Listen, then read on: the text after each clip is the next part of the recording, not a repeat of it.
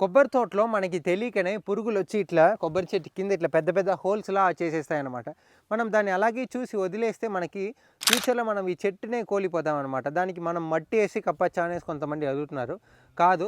So, మట్టి ఏసి కప్పితే మనకి ఏమైతదంటే ఈ చెదపురుగు గాని వచ్చి కరిసేస్తదనమాట. మట్టి ఉండడం వల్ల లేదంటే ఇక్కడనే మనకి చూడండి రూట్ అనేది ఫార్మ్ అయితదనమాట. సో, ఇట్లా రూట్ ఫార్మ్ అవ్వడం వల్ల చెట్టుకి ఇలా రూట్ వచ్చేస్తది. కరెక్ట్ ఉండదు. సో, అందుకనే మనం ఈ సిమెంటు ప్లస్ ఇసుక ఈ 2 మిక్స్ చేసుకొని లోపలేసి కప్పేయాలనమాట. సో, ఇట్లా చేయడం వల్ల మనకేమైతదంటే సిమెంట్ అనేది ఒక 1 ఆర్ 2 అవర్స్ తర్వాత మనకి ఇట్లా గట్టి పడిపోద్దనమాట. సో, అట్లా గట్టి పడిపోతే అది అలాగే ఉండిపోద్ది ఫ్యూచర్ దాకా. మనకి ఏమి ఇబ్బంది ఉండదు సిమెంట్ ఏసినా. మనం మట్టి ఏస్తేనే మనకి చాలా ప్రాబ్లమ్ అనేది కూడా వస్తదనమాట. ప్రతి ఒక్క రైతులు ఈ స్టెప్స్‌ని ఫాలో చేసుకొని తోటలో ఇట్లా చిన్న చిన్న హోల్స్ ఉన్నా దాన్ని ఏసి కప్పేయండి. లేదంటే మనకి ఫ్యూచర్‌లో పురుగులొచ్చి స్టే చేయడానికి ఒక ఇల్లు అయి కూడా చెట్టుని మొత్తం చంపేస్తదనమాట. తోటని మనం కోల్పోతామనమాట.